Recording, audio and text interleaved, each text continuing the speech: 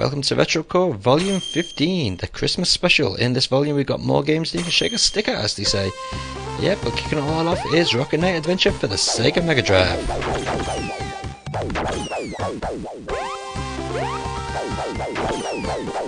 Yes, we take out our little friendly possum Sparkster and let him beat the shit out of a couple of pigs. This was Konami's first game, as far as I know, to be released on the Sega Mega Drive, and what a nice game to enter the Mega Drive scene with.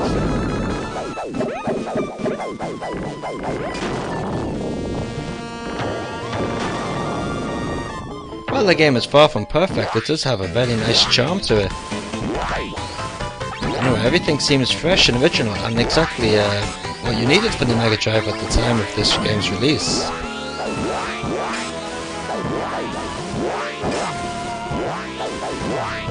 We've also added in a few nice special effects, such as the water you can see here on this stage. And there's actually quite a bit of variety in the different gameplay modes as well. You've got like platform sections, you've even got some shooting sections, such as this one here. In fact, later on in the game we got a nice space section, which is definitely a take on Gradius. Graphically, as you can see, this game is quite pretty, making a nice use of the Mega Drive's colour palette, or lack of Mega Drive's colour palette I should say. But yeah, it does make good use of it. And it's got some nice effects as well, such as the transparencies on this stage.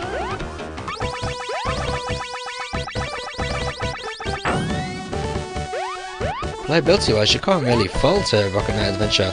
You know, it's full of nice little twists, such as this level where you got to use the lava to see where your platforms are. And the controls are very tight. You know, there's no sort of jumping and just landing in the middle of nowhere. You know, you aim for the platform, you'll get that platform.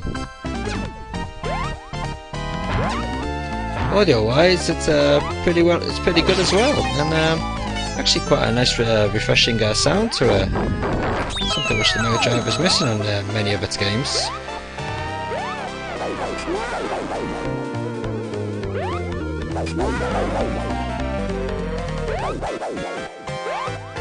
Also, while you're playing the game, you'll find loads of little nice comical touches in there. So if you do ever actually manage to get yourself a copy of Rocket Knight Adventure, keep an eye open for all those little touches.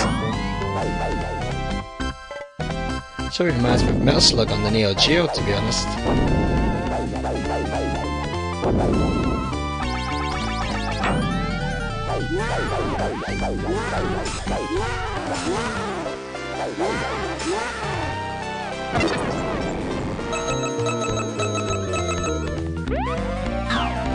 And with 7 stages, you certainly won't be finishing Rocket Knight Adventure in a matter of minutes, or a matter of hours I should say. Yeah, the game definitely does have a nice challenge to it, and it does have a pretty good learning curve as well. And you've got this little guy here, definitely looks like he's taken from Gradius.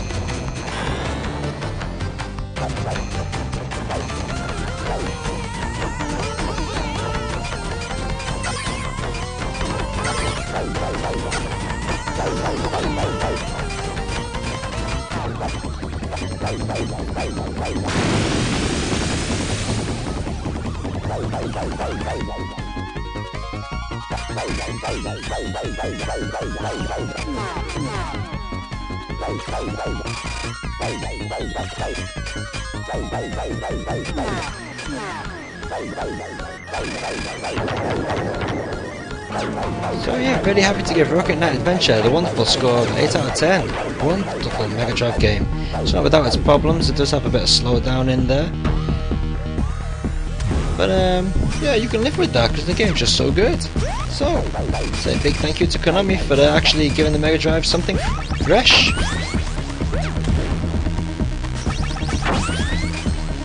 Just check out that lovely techno soundtrack.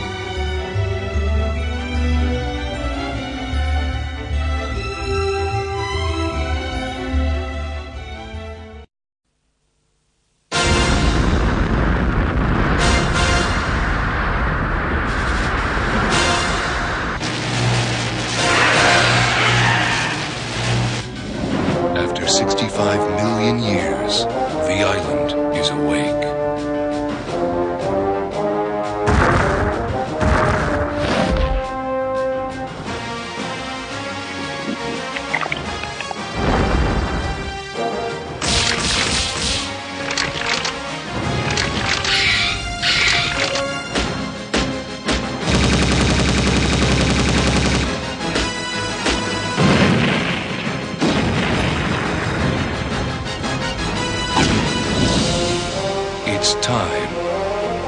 Elliot, do you have a password? Time to kill. Now what? Time to die. The electric system is dead. We can't get into the host of the lab.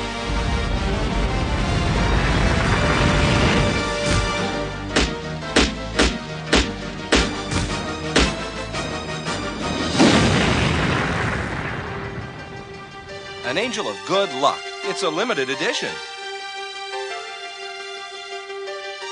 Nephilim.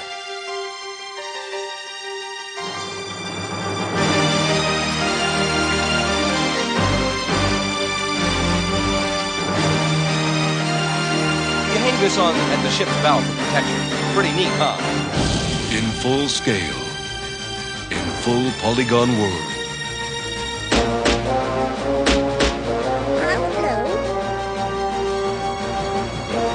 She likes you. If you're looking for a weapon,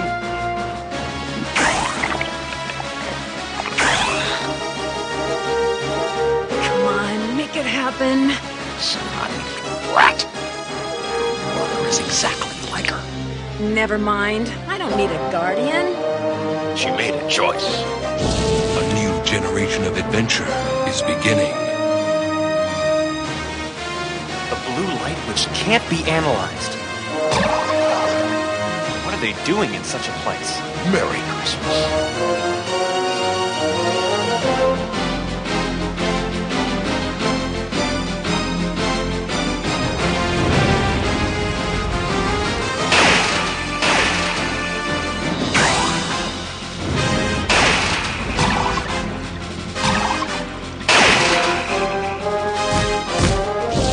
Sega Enterprises presents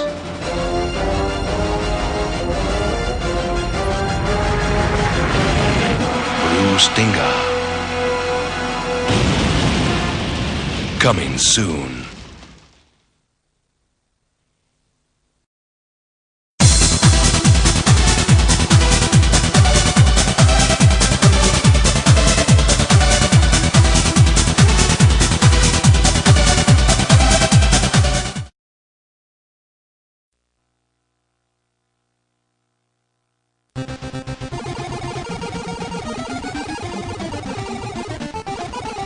Classic shooting action here for the Famicom from Burai Fighter. As you may notice, it does look quite similar to Sega's own Forgotten Worlds. Except in this game, don't collect any money to go to the shop, you just collect power-up points.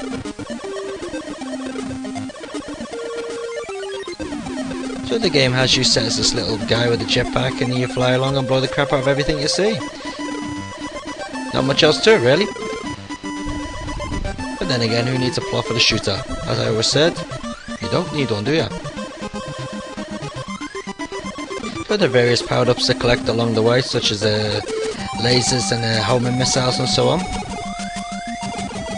As default, your character shoots forward the way he's facing, but you can actually shoot upwards, diagonal, backwards, or whatever direction you want, by just letting go of the fire button and changing the direction on the D-pad. Then press down the fire button again, and there you go, you're locked on shooting in that direction. Game modes include horizontal scrolling, vertical scrolling, and even an overhead scrolling section, as you can see right now. So there is quite a bit of variety in there.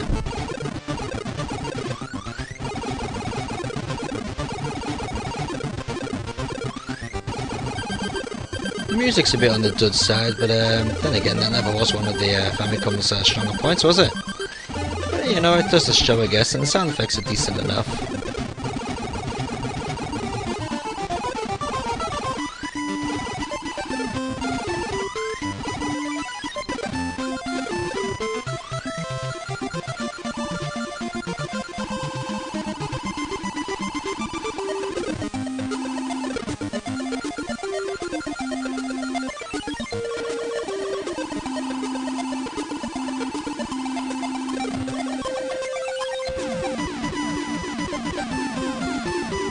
As far as I remember, there are about 7 levels in this game, or is it 6 levels? Well, 6 or 7 thereabouts anyway. And they are quite challenging, and you know, you're not going to be finishing the game overnight. Well, at least as long as you don't play on the easiest level setting, that is. So yeah, Burai Fighter is quite a nice shooter, especially for the Nintendo. So I'm very happy to give it the RetroCore score of 7 out of 10. Actually well worth picking up if you can find a copy.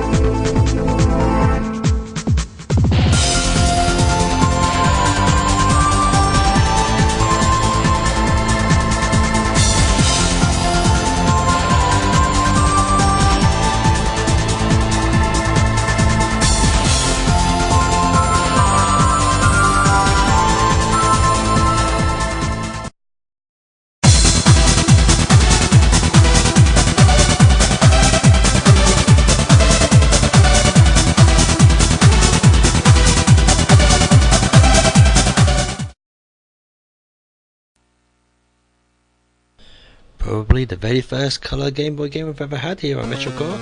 It's Ghosts and Goblins.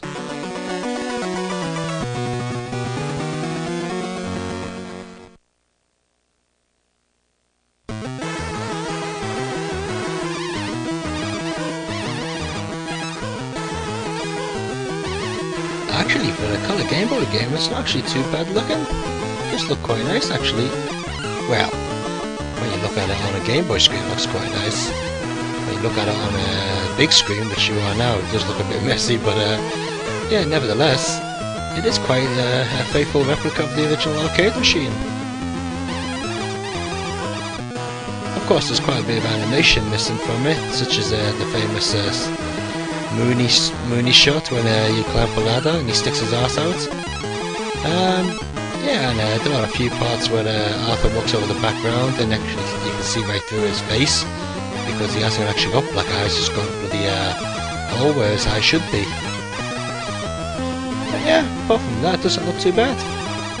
I suppose as far as Game Boy games go, it sounds okay as well. But the major problem with Ghosts and Goblins, sorry, on the Color Game Boy, or the Game Boy Color, is the fact that it's got really shitty collision detection. Yep, sometimes you can be just walking along and then you suddenly find yourself falling to your doom. You just drop off the end of a platform or whatever.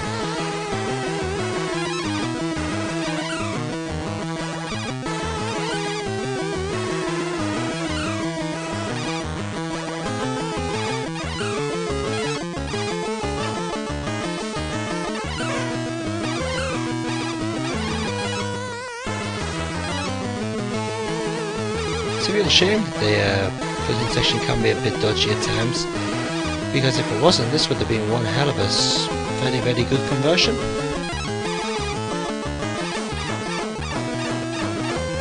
But as it stands, it's just slightly fold.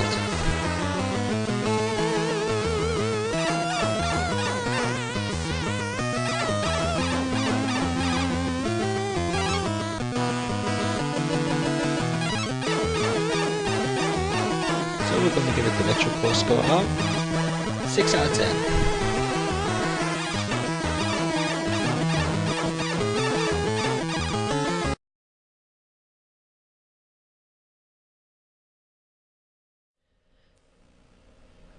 So, whatever happened to? And in this case, whatever happened to the third Clockwork Knight game? Well, actually, in Japan there were 3 releases of Clockwork Knight. There were Clockwork Knight 1, Clockwork Knight 2, and Clockwork Knight Special Edition, which is basically Clockwork Knight 1 and 2 on one disc, which came in a special pack with a calendar and everything. But this Clockwork Knight game, which looks more like a Bomberman clone, never did see the light of day. So here we go with a bit of a RetroCore exclusive. And a big thanks goes out to the person who gave me this copy. Who, of course, I'm not going to mention who it was.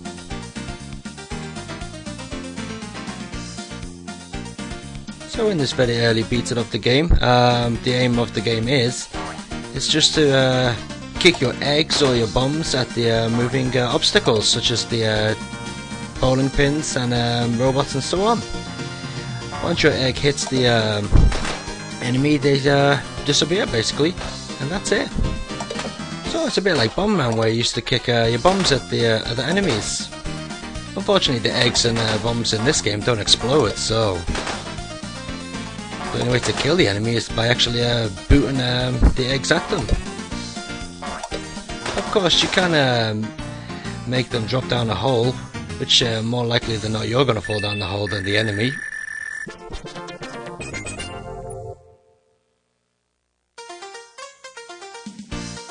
It's quite easy to see why this game actually never got finished or even considered for release. Basically, it's boring. Of course, you know, the game is far from complete, but the AI is absolutely pathetic, and sometimes you find yourself just wanting just to switch the game off or to continue playing. I suppose the idea is okay, but the levels are just far too cluttered. You know, and it becomes more tedious and more of a chore to actually kill enemies than being fun, which is what games should be.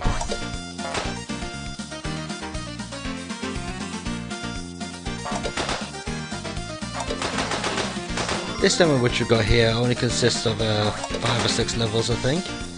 Can't really quite remember these days, but there's not much to it, and each of the levels do look basically like this. On the option screen you do have the ability to choose different areas and different levels, but most of them just crash the game or just go to a static screen, so there's not really that much to see.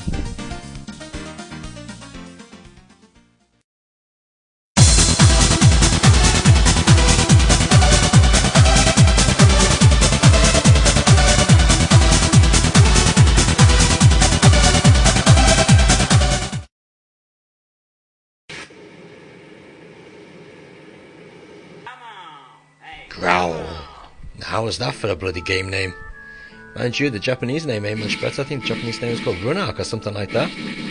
Anyway, here we go with Taito's attempt to take you out as an Indiana Jones looking character to fight against the evil animal poachers.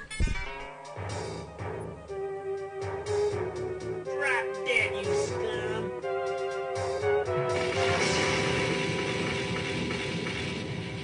You won't get away with it. You just gotta love that voice acting, haven't you? Drop dead, you scam. Camp isn't even in it.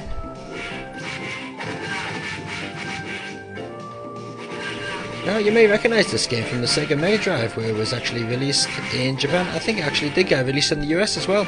And the Mega Drive version of the game is absolutely bloody awful. Looks like shit, sounds like shit, actually plays like shit. But this arcade version isn't actually that bad, to be honest. Yeah, it does look a bit shitty for an arcade game. It does sound alright, and that voice acting is fucking amazing. It gives me laughs all the time. But how does it play? Well, actually, it does play quite well. Yeah, the controls are a little bit loose, and when you punch people, it doesn't actually feel as if you're connecting that much. But it's extremely satisfying because you can beat up about 20 thugs in one bloody sitting. As you can see on the screen now, there's quite a few thugs there. In fact, I think up to one point I counted about 20 different enemies on the screen at once. Throughout the game, our hero can pick up different items to aid him in his quest of beating up the sexy young ladies and the Oliver Twist rejects and so on. The items he can pick up are things such as machine guns, bazookas, swords, and even some whips for a bit of kinky action. What gets me though is why the hell are there a couple of sexy looking office ladies in the middle of the jungle? Bizarre. Definitely the guys over at Taito were smoking something when they made this game. One nice thing I do like is when you can attack people, is when they're on the ground you can actually go from behind and sort of smack them over the head with your fists, or you can actually knee them in the face as well. Definitely a bit violent there.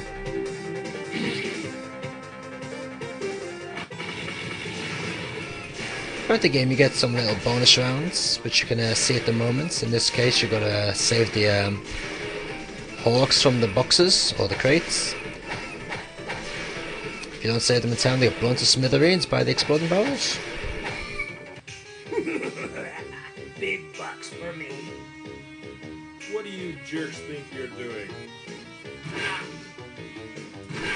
Also, should point out is when you save animals, then sometimes the animals' friends, that's what you could call them, I guess, come and aid you in your quest. So as you can see, we've just saved the reindeer, and of course, all the reindeers will come on now and aid me.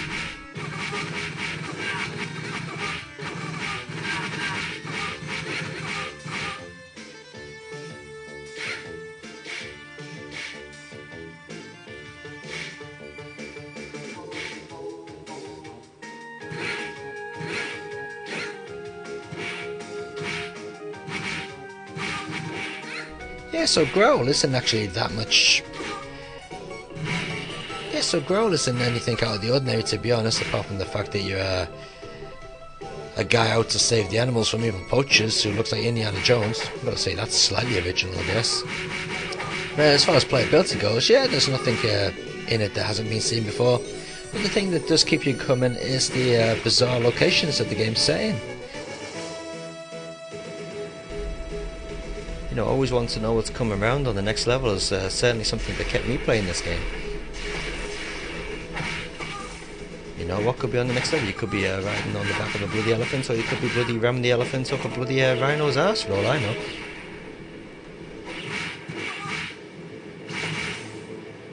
So anyway, yeah, while Growl's not exactly going to be the champion of walk-along beat-em-ups out there, it's certainly good enough to keep you coming back for more. And Metrocore is very happy to give it the score of 7 out of 10.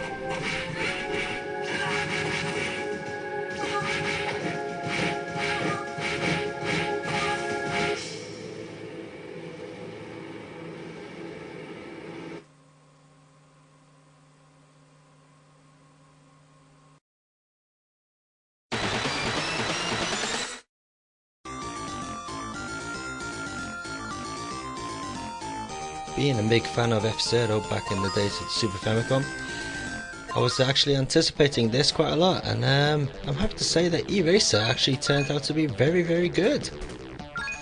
Far better than what I actually expected it to be.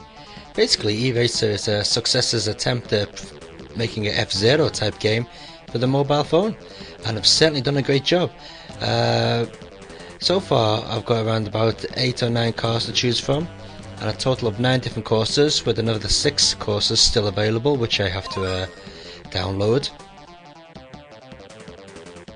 The variety of the courses is also very good, ranging from complete tube style courses to actually open areas. At the moment we're going to see the loop course, which is one of the favourite ones. Very neon looking. Now actually on this video it does look a lot slower than what it actually does when you're playing it on the mobile phone, probably due to the fact that when you scale the picture up to a TV size, it actually slows down the phone's processor or something. I don't know why, but games do run slow when you run them through the TV out.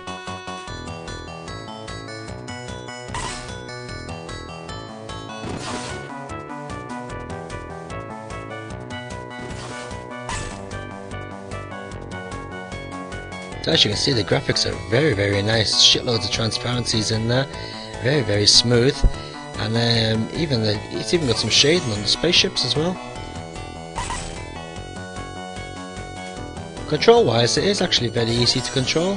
Acceleration is automatic, thank God. You do have a brake, which can either be the A button or pull back on the D-pad. And you probably notice around the area that the little icons, these icons you actually pick up to fire out your enemies. This course you can see at the moment is definitely a rip-off of Castlevania, or Castlevania inspired. Shame the music isn't.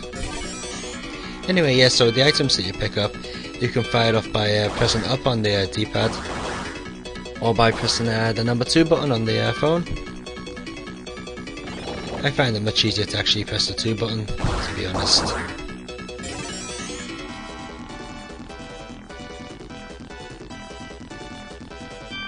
As well as weapons and so on. Throughout the course you can see little turbo pads, which of course when you drive over them send your ship jetting off down the course. Unfortunately, if you're playing like I was, you end up crashing into the wall more times than not.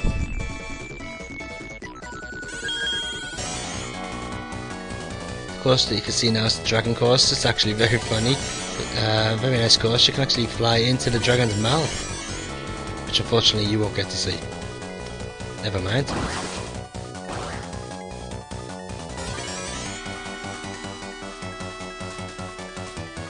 Views for your ship are actually 3 different ones. You can have the standard back view, then a close-up view, and the cockpit view, which you can see right at the moment on this ghost course.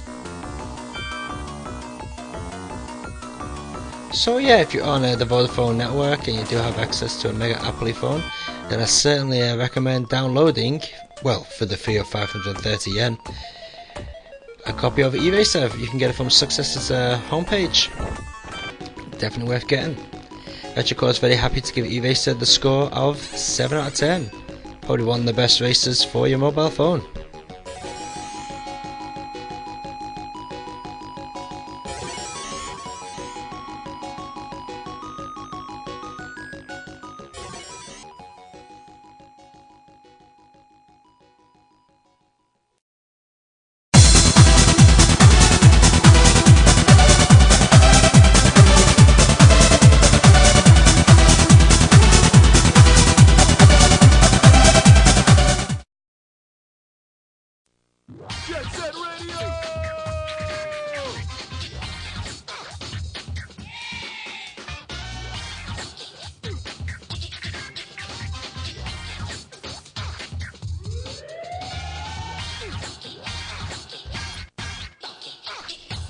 No need for me to introduce this.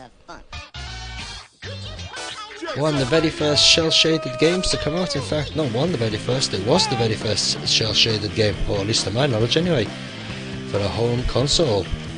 Yeah, many people thought it might be Nintendo with their Zelda game, but nope, it was this Jet Set Radio by Sega.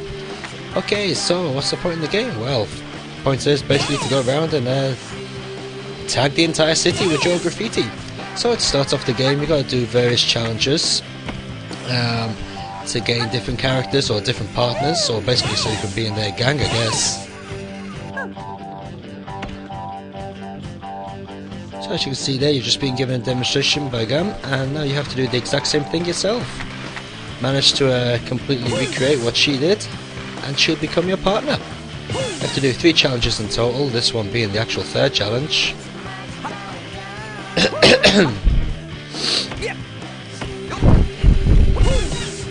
Now remember, boys and girls, don't go graffiti in your city. You might get into a bit of trouble. Okay, so anyway, once you beat the challenges, she becomes on your team, and then you do a couple more challenges with a couple of more different people of this particular graffiti group. Once you beat all of them, you can actually start playing the real game. So as you can see, I've got a few characters here to choose from. These are all characters which I've beaten so far.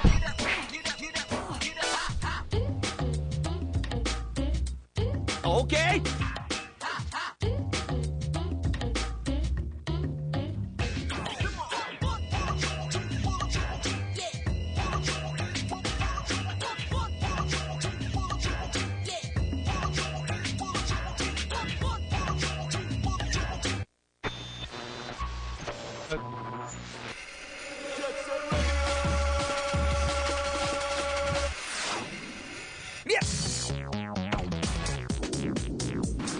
One thing which I really do love about Jet Set Radio is the music in it. It's so funky. And I read somewhere that it actually mixes the music on the fly, which if that's true, then it's certainly doing a very impressive job. Actually, the game, all the music in the game is fully software generated, none of it's CD streamed, which is actually good because even when the game's loading, you still get the music playing. Definitely one game to connect to your stereo and pump up that volume. As you can see, I'm doing a bit of graffiti here, and so happens that I'm writing my own name there, Yakumo. Actually, to do the graffiti, you have to do a series of motions on the analog pad, as you can see being created at the bottom of the screen.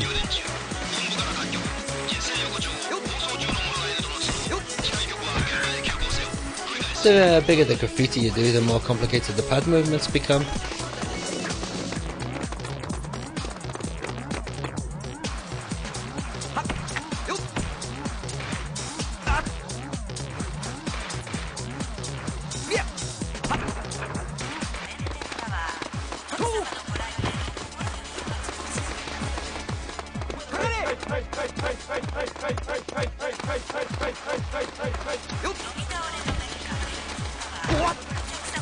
The Jet Set Radio is definitely a feast for the eyes. Absolutely wonderful game to look at.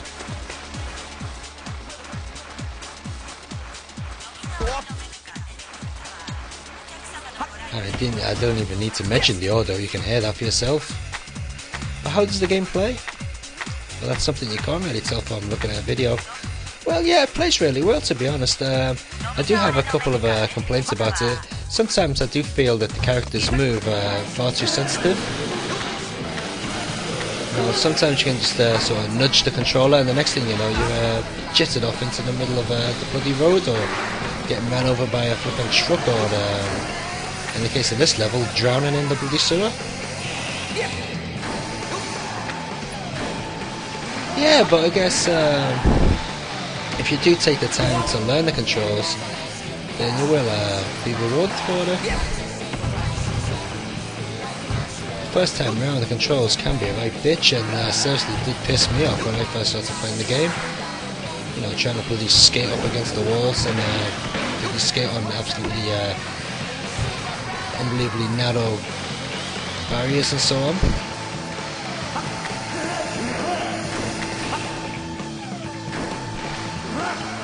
Yeah, but as I said, give it a bit of time, and you should find yourself getting used to the controls.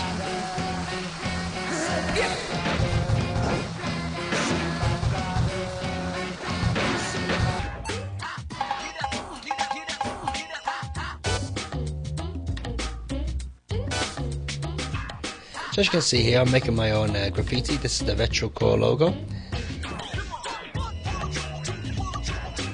You can use this graffiti within the game, so you can actually write your own name all over the walls.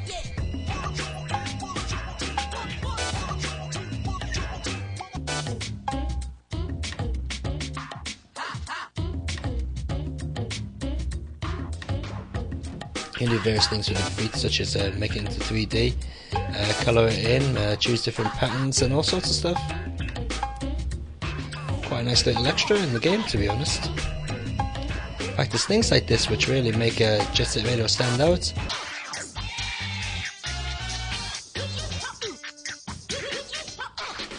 So, how do we rate Jet Set Radio? Well,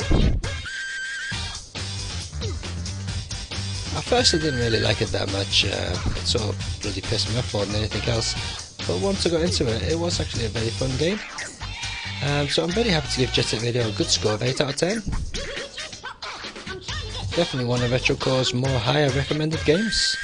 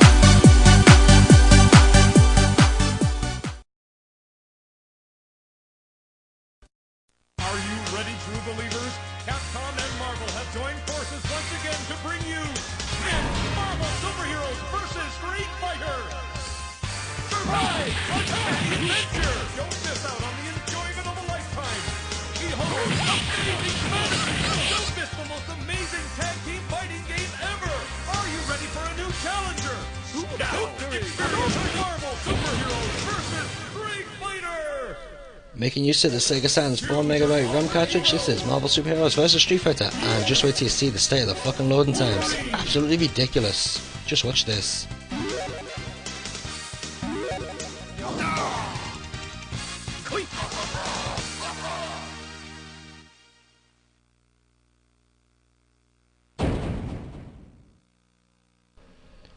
Now, weren't those loading times ridiculous? Ridiculous in the way that there weren't any loading times, it was actually straight into the game, just like the arcade machine. Yep, that's right, Marvel Super Heroes vs Street Fighter actually has the fastest loading on any 2D beat 'em up on the Sega Saturn, PlayStation or any other machine of that era. In fact, even loads quicker than some of the bloody Dreamcast 2D shooters, 2D fighters. Anyway, We're not here to talk about the loading on this game. We're here to talk about how good the game is, or how shit the game is. Luckily, this game is actually very good to play. As you can see, we've got quite a few characters to choose from. All characters seem to be pretty well balanced as well, which makes a change. The physics in this game are actually quite a lot more loose than what you'd find in your standard Street Fighter title.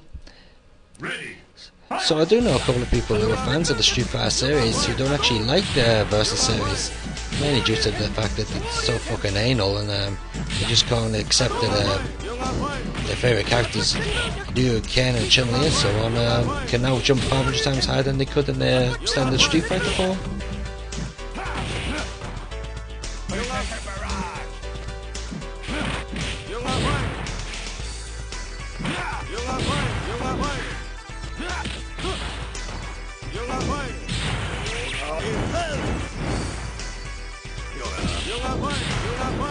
So as you can see, the characters are very well animated, and the backgrounds don't look too bad as well. But the whole thing that makes this game so fun to play is the actual action in it. You know, it's just non-stop, and there's no pausing between each character coming on. You can actually have up to 4 characters on screen at once, all full animation, all full speed, and no slowdown whatsoever.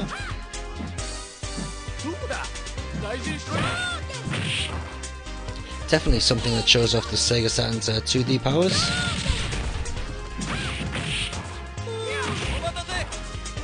If there was one complaint about Marvel Super Heroes vs Street Fighter, that would be that the game is actually a little bit easy on the default level setting.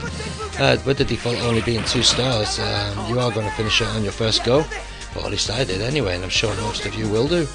So, what I do recommend is that you actually put this game up onto a higher level setting, you know, for your first game. That is if you're playing on your own. If you're having a 2-player bash, then of course no worries.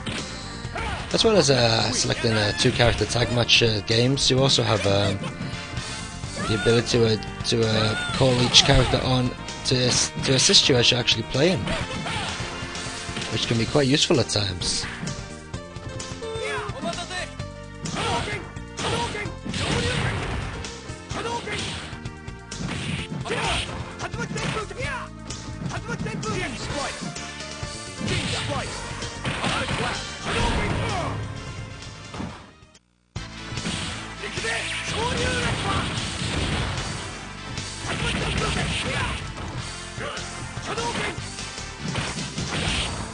So what you're probably wondering is, it worth actually buying this game if you already own the other Marvel Super Heroes games and some of the other Versus series on the Sega Saturn? Well, to be honest, yes.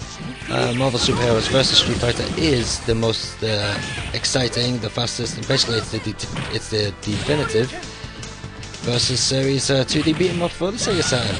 If you don't own this, then you're a bit of a sad bastard, because this is the one which you should be owning.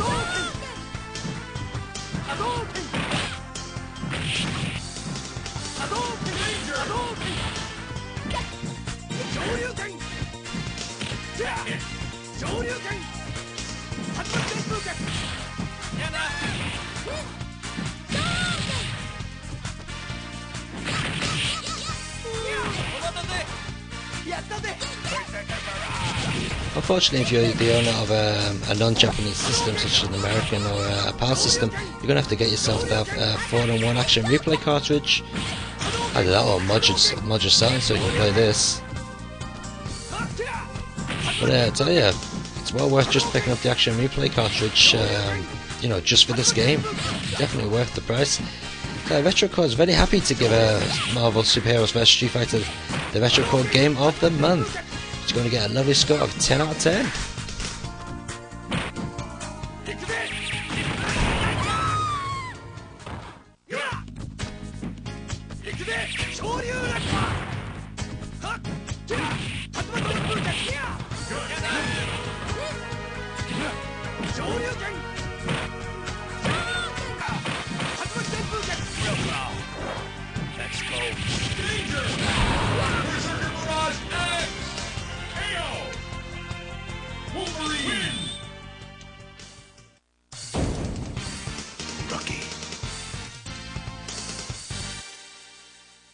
Continue!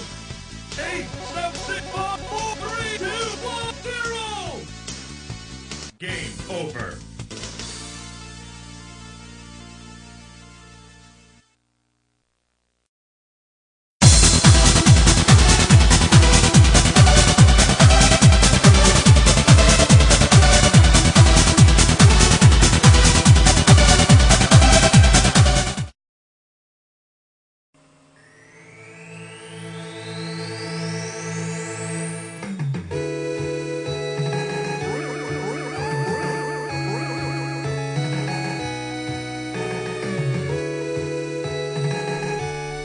I'm sure you've all seen Parodius, available for the Sega Saturn, probably the PlayStation, and the Super Famicom, and arcade of course. Here we have the PC Engine version, which has actually got a very nice intro, which isn't on the other versions. Very nice extra there for PC Engine fans. So as we kick off the game, you can see that it's got the selection of 4 characters, which all the other versions have. And of course I'm going the Octopus, my favourite one of the lot. Mainly because he's a bit of a perverted skibby, or skibby I should say, which is Japanese for pervert. Well, I'm sure you didn't need to know such useless crap information.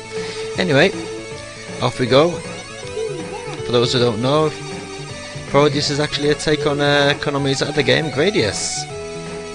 Hence the name, Parody, Gradius, Parodius. Must have took them fucking ages to think up that one.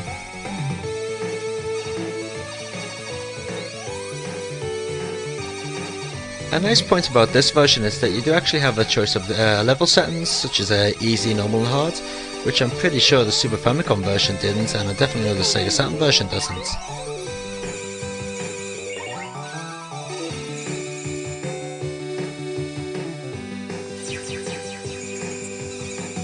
Now while this PC Engine version does look actually pretty much like the Super Famicom version, it does suffer from 1 or 2 problems, such as a little bit of slowdown and also loading.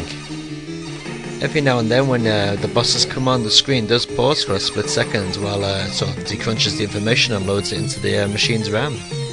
But, you know, that's not too much of a problem, to be honest.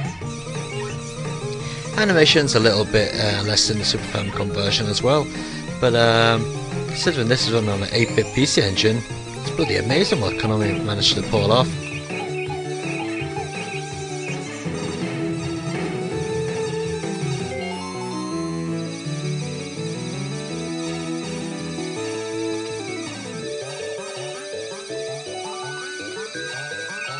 One thing that actually surprised me about this version is the sound on it. It's absolutely fantastic. Sometimes the PC Engine can really surprise me, because you'll see some PC Engine games which just look like shit, and then you got stuff like this which does look genuine 16-bit quality. Just a shame that the game never came out in Europe, or the machine never came out in Europe I should say. Well actually it did, it came out in France but it didn't come out in the UK.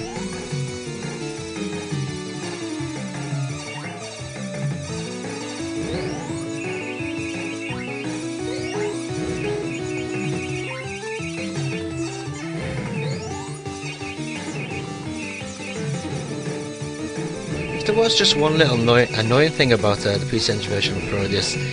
That would be the fact that when you're trying to get your bell powered ups, well, sometimes when the actual boss characters come on, or when the game loads in a little bit, the actual bell powered ups disappear. You know, it can be really annoying when you've just got it to the colour that you want and you're just about to pick it up, and the next thing you know it's bloody vanished. But, you know, that's just one little problem, which isn't really that much of a big one, to be honest. It doesn't affect the gameplay that much.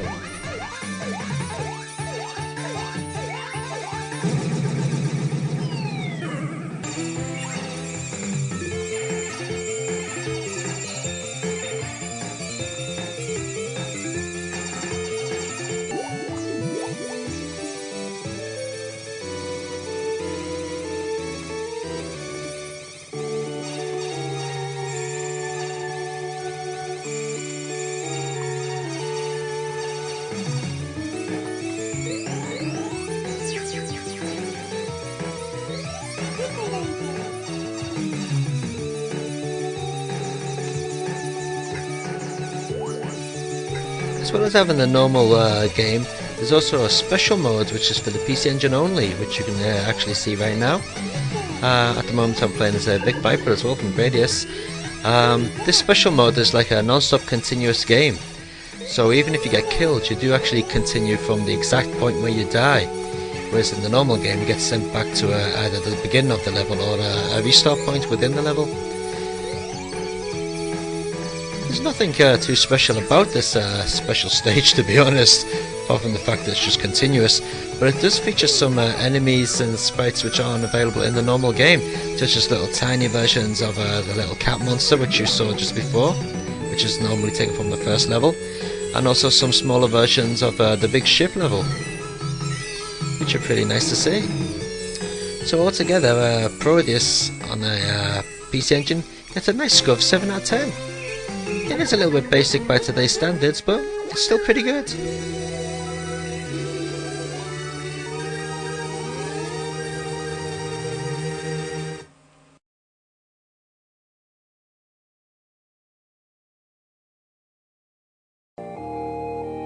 Okay, kicking off the Super Famicom top 10 is Super Nazo Puyo Puyo 2.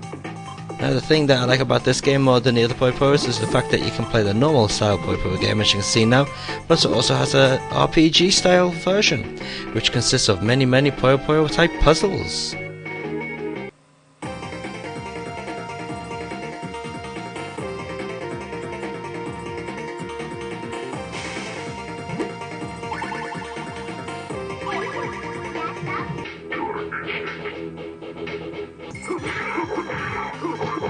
And at number 9, it's Kill Instinct. The over the top, completely fucking crazy combo system made this game actually quite interesting to play, far better than that crappy Mortal Kombat. Not to mention the killer soundtrack. Nice one there.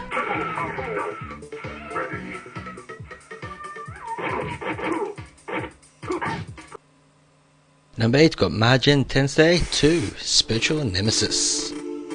Absolutely wonderful cyberpunk turn-based action strategy game by Atlas. Still going quite strong to this day.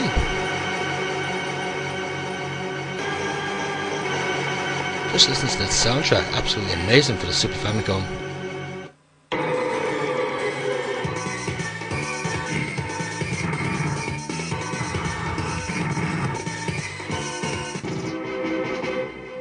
And at number 7 we got Super Turrican 2. While the soundtrack isn't as punchy as the original game, the show makes up for that in the amount of different levels. The amount of variety in this game is absolutely amazing, as you can see right now from the video.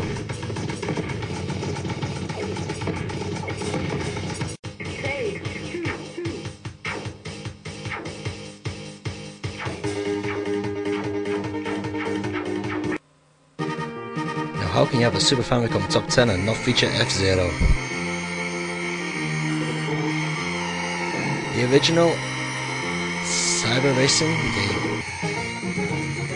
Still actually quite frantic and fun to play even to this day.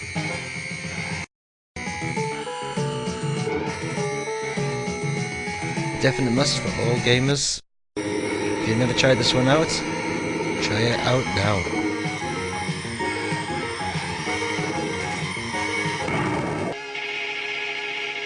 Super Street Fighter 2. Yeah, probably the game that made the Super Famicom sell as many units as it did. Capcom were for the Super Famicom what Squaresoft are for the PlayStation.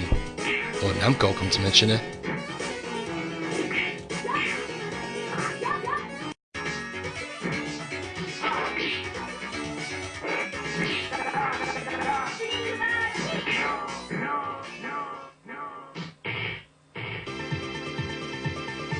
Compile does it again, managing to get to number 4 in the Super Famicom Top 10 with Super LSD.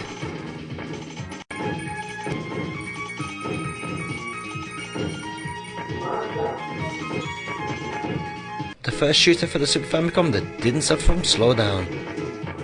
Just happens to be the one which has the most sprites moving as well.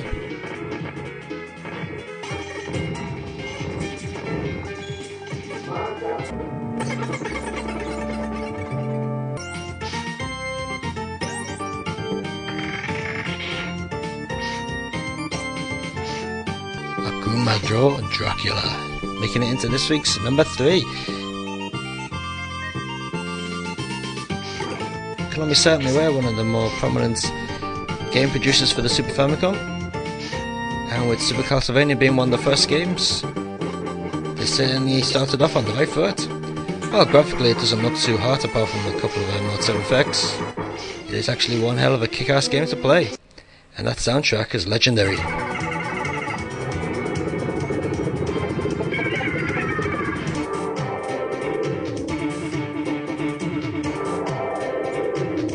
Contra Spirits, or better known as Pro Protector in the UK, or Contra 3 in the US. Another Konami classic. Absolutely rock solid on the higher level settings, non-stop action all the way. Pure classic if ever there was one. Unfortunately, after this Contra game, a lot of the other Contra games were completely utter shite.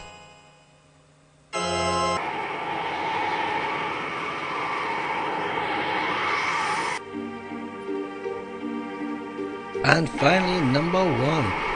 Retrocore reckons Final Fantasy VI, or Final Fantasy 3 in the US, is the best Super Famicom game ever. Of course, you may not agree with that, but I couldn't give two shits.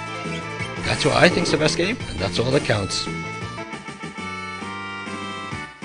I'm a big-headed bastard, aren't I?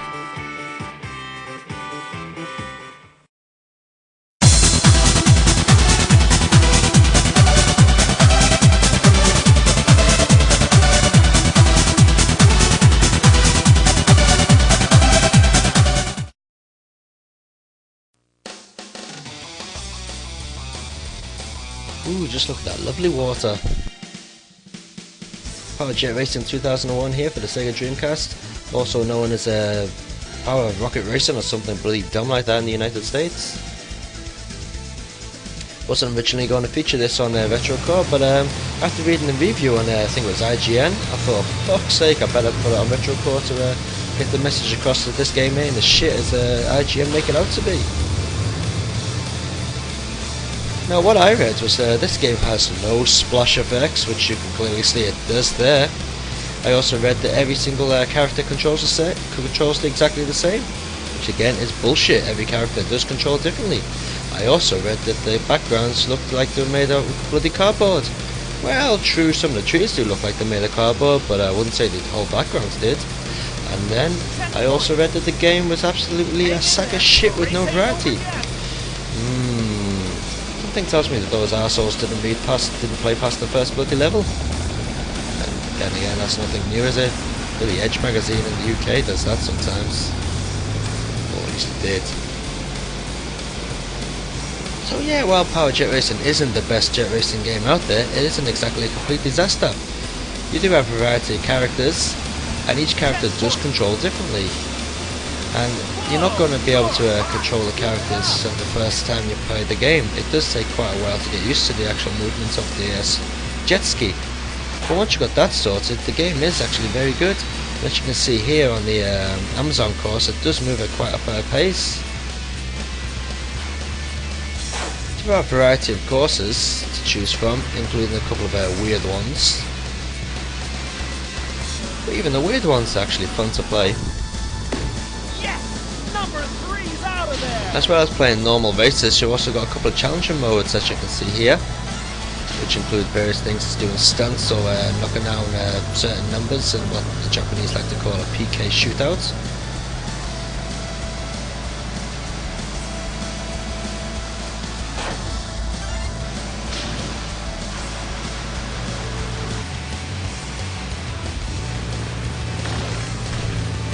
You've also got this nice little mode called Balloon Challenge, where you have to burst a load of balloons as you're racing around the course. Pretty much like you see in the aero dancing games really, but that's not surprising considering this comes from the exact same producers. Wow, look at this! Now, go for the finish line! So yeah, graphically the game is very nice. It runs a solid 30 frames a second in the Dreamcast high resolution. The water effects are absolutely amazing. You know, CRI have certainly spent a lot of time doing the water. You got a choice of views as well. You got your standard behind the player view, you got a cockpit view, and you got a back view as well, which is quite handy to see which sneaky buggers are sneaking up on you. So, oh no, this ain't such a bad game as some people try and make it out to be. So I'd like to give it a nice score of 6 out of 10, or maybe a possible 7 out of 10.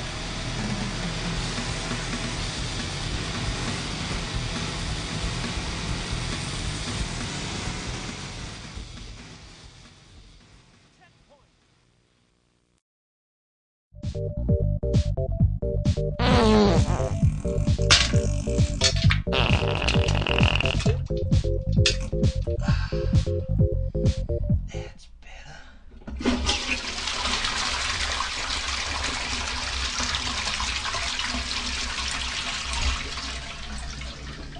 Shite of the mouth.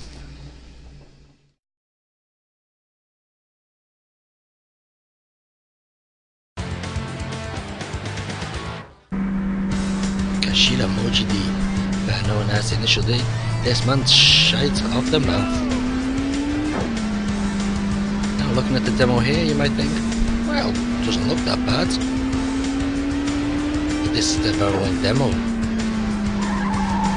Rolling demos are made to make the game look better. But let me tell you what this rolling demo doesn't show you is the bloody pop-up right in front of your car. It doesn't show you how shit the car controls. And it doesn't show you how fucking shit the game is altogether. But has a good point to this game. It's got loads of lovely loading screens, as you can see right now. In fact, it loads all the bloody time. That's why there's so many loading screens. So here we go with the actual game. First thing you notice is the track popping up right in front of me. Not only is the draw distance absolutely terrible, but the actual graphics themselves are also really bad. Now look at the textures, they're blocky as hell.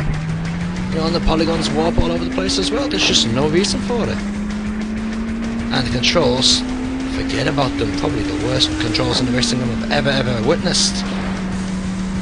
Far too sensitive and completely unrealistic. So Initial D on the Sega Saturn is this month's Shite of the Month.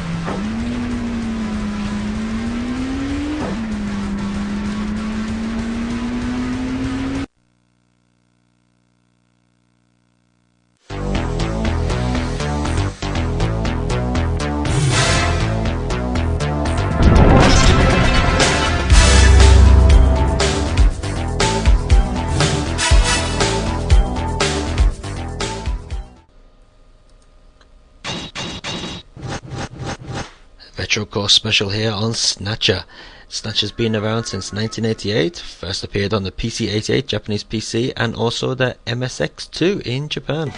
Other versions available are for the PC Engine CD-ROM, the Mega CD, which in fact is the only version to ever be produced in English, and also the Sega Saturn and the Sony PlayStation. At the moment we can see the Sega Saturn version. So we're going to have a little look at the Sega Saturn intro here, and then we're going to switch over to the Mega CD intro to see what the differences are. The Mega CD version is actually got a few extra bits in which the Sega Saturn version doesn't have, but the Sega Saturn version does have all the new CG intros and the some artworks being redone, such as the Sony PlayStation version. The Sony PlayStation version of Snatcher is actually censored quite a lot, and some of the more gorier scenes, and such as the decapitation of heads and whatever, are all pixelated or toned down. But the Sega Saturn's got all the lovely gore in there. Is it a new form of weapon? So here we go with the Mega CD intro. As you can hear, it's in English. Graphically, it doesn't look that much different from the Saturn version. Well, apart from the colours, that is. Employing an artificial skin, they can sweat and even bleed. Part organic, part machine. They're almost impossible to distinguish from those they kill. Makes me wonder, really, was the Sega Mega CD being the worst one for sales? How come this was the only version which was ever made into English? The mind boggles, or the mind boggles, I should say. So as you can see, so far it's pretty much the same as the Saturn version, and the PC Engine version, and the PlayStation version.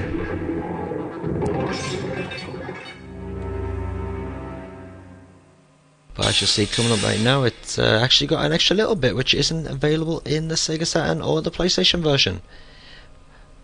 This part of the game, this part of the intro was actually taken out and turned into a CG intro for the Saturn and PlayStation. But to be honest, they look pretty shit. It does actually look a lot better as graphics, which you can see right now. As far as I remember, this section's also in the PC Engine version.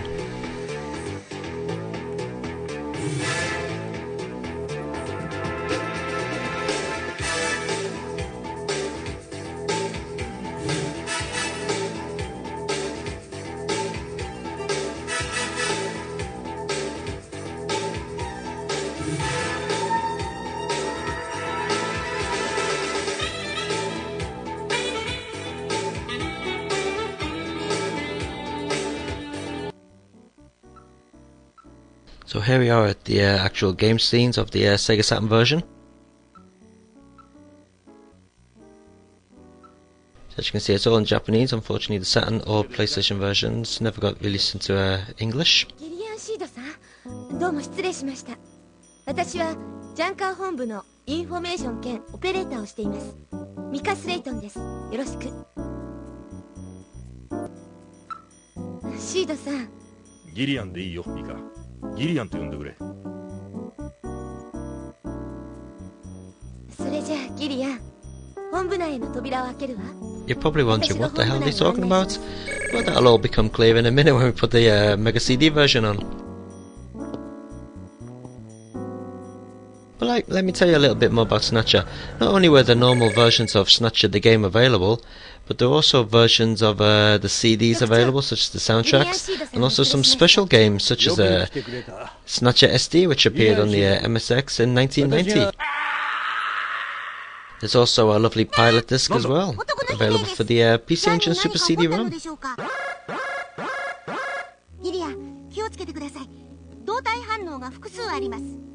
スナッチャーあるいはインセクターが潜んでいるかもしれません。なんだそのインセクターって。スナッチャーが警戒センサー用に使う雲型ロボット。 So as you can see here, we've got a little robot friend here, and the little robot friend is actually Metal Gear. Now I wonder where they got that name from. Now this section you're about to see here on the Saturn version is actually a section which is censored on the PC Engine version. No, not the PC Engine version, sorry. The PlayStation version. It's a scene where the guy's got his head decapitated. Originally the Mega CD version was also going to be censored, but it looks like Konami had a bit of sense and released an uncensored version of the game. But there are actually screenshots available of the game actually censored. So here we are back with the Mega CD version.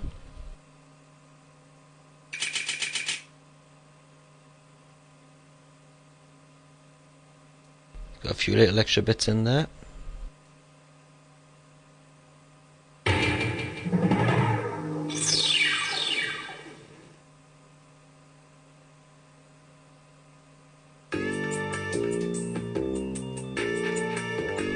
As you can hear, the music's a little bit different, and as you can see, the graphics are a lot more detailed than the Saturn and PlayStation version. But it's in English, and that's what's important, because now we have a clue what they're talking about. Oh, you're Mr. C. Please forgive me. My name is Mika Slayton. I'm the administrative assistant and operator here at Junker headquarters. Very pleased to meet you. And surprisingly, the voice acting is actually pretty good. Usually when they dub things into English, they sound like shit. Oh no! What was that? A male scream. Perhaps something has happened to Jean-Jacques. Gillian, please use extreme caution. Actually, I do prefer the Mega CD and PC Engine version sound than the Saturn and PlayStation versions, but maybe that's just me. Graphically, I prefer the Saturn and PlayStation version for graphics, well, apart from the censored PlayStation parts. But sound-wise, I do actually like the Mega CD and PC Engine versions much more. Little John? Yes, Jean-Jacques Gibson's personal navigator.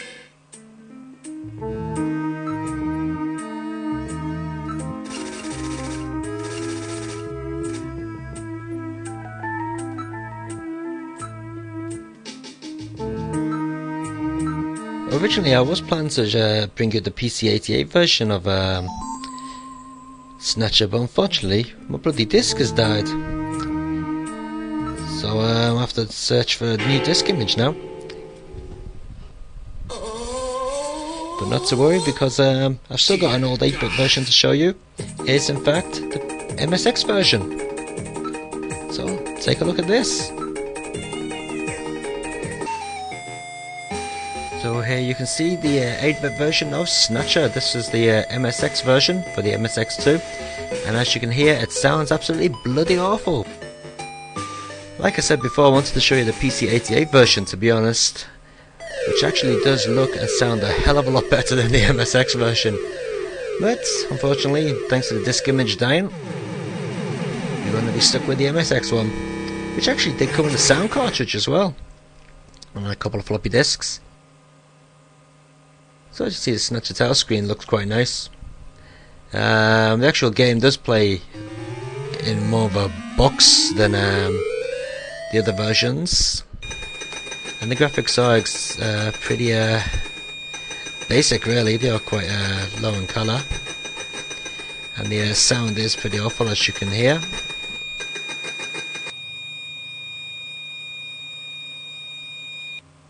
And also the way you actually choose options, you know, to look around and go forward, ask questions and so on, it's actually different as well. In the other versions you do have a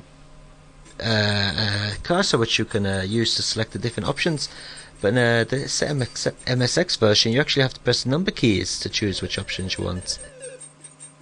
So let's have a look at the nice decapitated guy. Yeah, lovely. It reminds me of the days of playing on the Spectrum.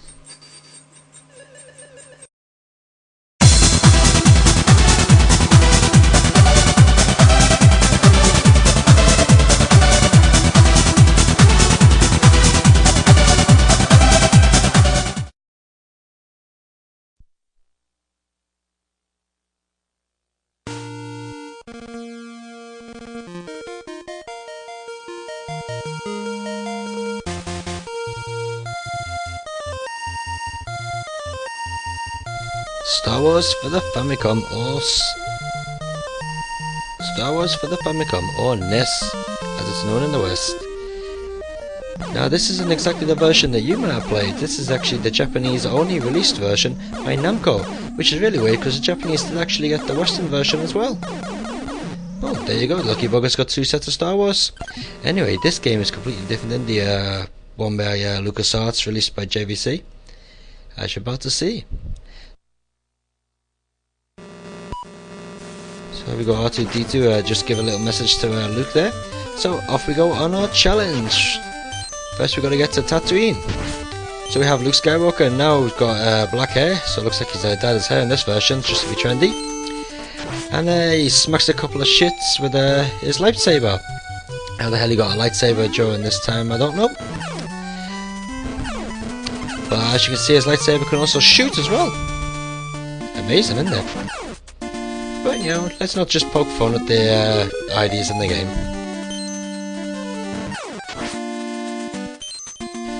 Actually, the game doesn't look too bad, and it does play out very, very well indeed. I was quite surprised when I actually picked this one up for the first time.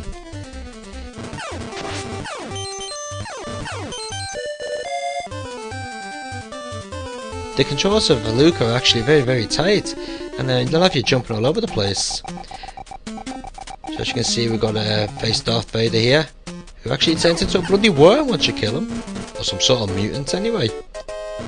Don't remember that happening in the movie.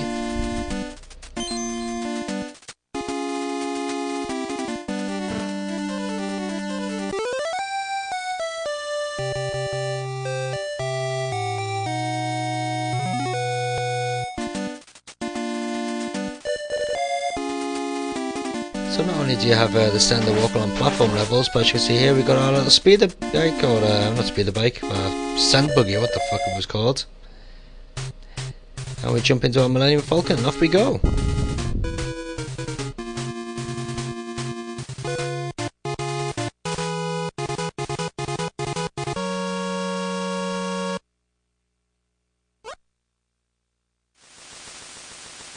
Even though the game contains many different variations in play, you'd expect some of them to be a bit naff, but to be honest, they are all actually quite solid. And the platform sections are solid enough.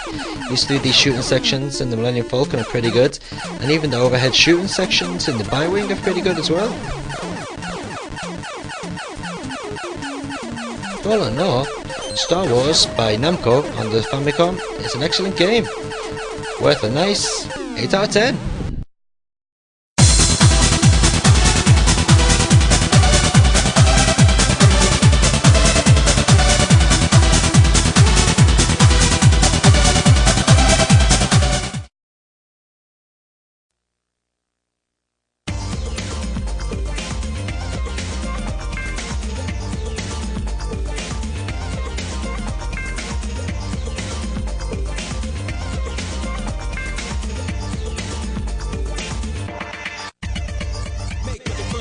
so what's it gonna be? You're trapped in a new world of Street Fighter 3. The third chapter, so what's it gonna be? You're trapped in a new world of Street Fighter 3. Make your first move, so what's it gonna be? You're trapped in a new world of Street Fighter 3. The third chapter, so what's it gonna be? The third strike, y'all, is Street Fighter 3. 3, 3, 3, 3, 3.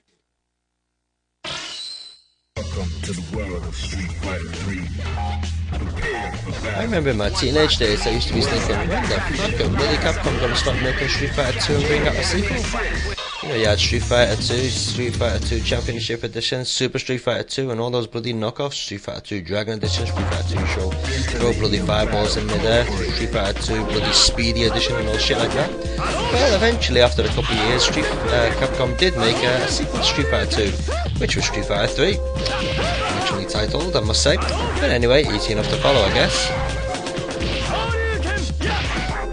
And all of those Street Fighter 3 games are actually available for the Sega Dreamcast.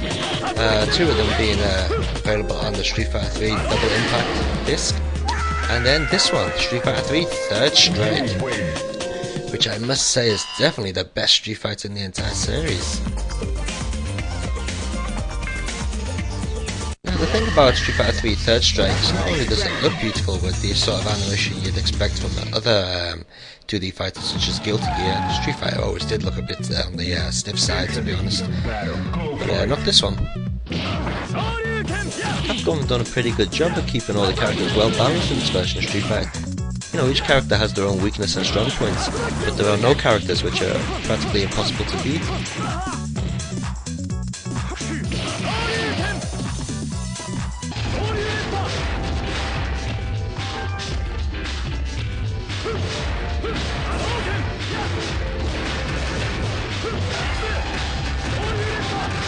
Yep, the good old bonus rounds are back, and as always the bonus rounds just bore the shit out of me. In this one you see we've got to beat the shit out of a car. Other bonus rounds include trying to block basketballs, which is even more tedious. Special mention must go to the audio in Street Fighter 3 Third Strike. Absolutely wonderful, and they've made really good use of that Q sounds. If you hook it up to your stereo, just play it through a normal stereo, no Dolby surround sound shit and all that, you get some really good effects. It actually does sound like it's in surround sound.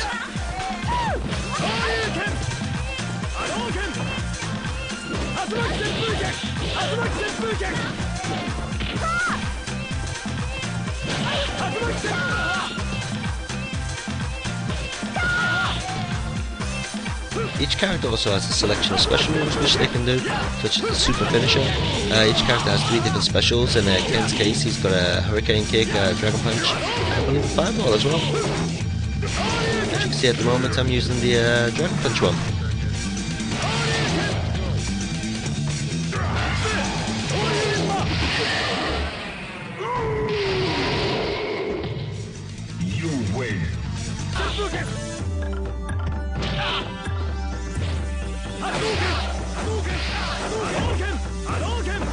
So is it worth getting Street Fighter 3 Third Strike if you already own a multitude of other 2D beat-em-ups on the Sega Dreamcast?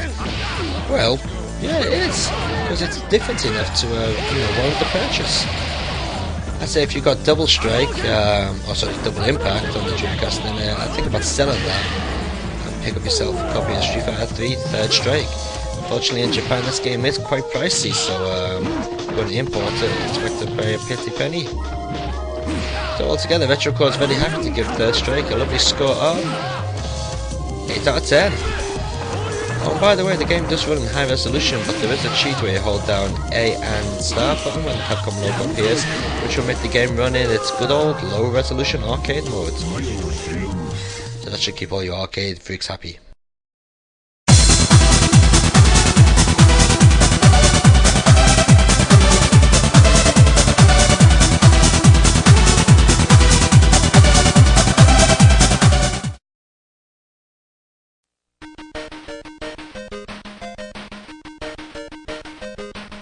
Wonderful classic from my childhood, this one. This is Wonder Boy for the Sega Master System. Fans of the Nintendo, or the Nintendo Entertainment System, may know this game as Adventure Island by Hudson Soft. Well, in fact, there is quite a bit of a strange story between Wonder Boy and Adventure Island, but I'll leave that for another time, to be honest. Now, the Sega Master System version, which you can see here, is pretty much identical to the arcade. Well, graphics are a little bit smaller, but the colours are there, and it's far more jolly looking than what the Nintendo version was. Master Higgins always came along as being a bit of a fat ponce to me anyway. So the aim of the game is to get back your girl, and throughout the levels you'll find these little bits of fruit to pick up. Now these fruits actually keep your vitality up. If you don't actually eat the fruit, you do actually lose vitality, and once you have no vitality you just sort of snuff it. Bit weird, but there you go anyway. Throughout each level you'll find a little doll as well, which you must collect to actually get through the exit at the end of the level. What's the point of these dolls? Well, your guess is as good as mine, but whatever the point is, you do need them.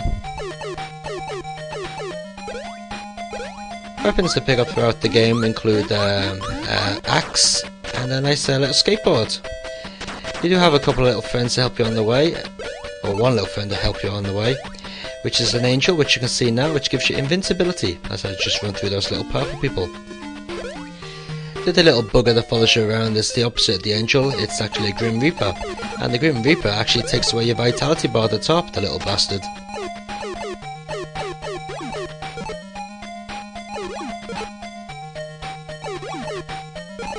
Each world consists of 4 stages, and there are actually quite a few worlds as well. As far as I remember, there was 8 or so.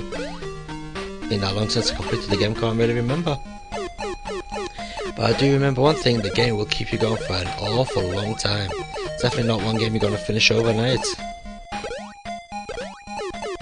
The playability in Wonder Boy is spot on, to be honest. You know, falling off a platform is usually down to your own faults rather than bad game mechanics.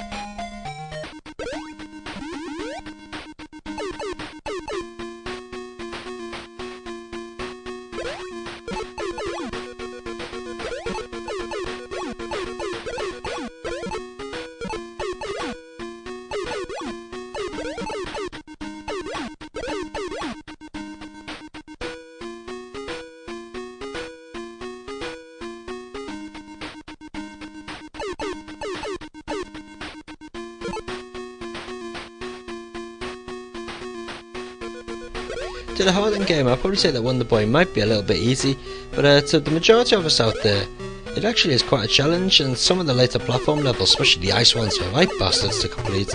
And if you're pulling your hair out, or if you're a big baby, they'll probably have you smashing your joypad on the floor. So Retro is very happy to give Wonder Boy on the Sega Master System a wonderful score, 8 out of 10.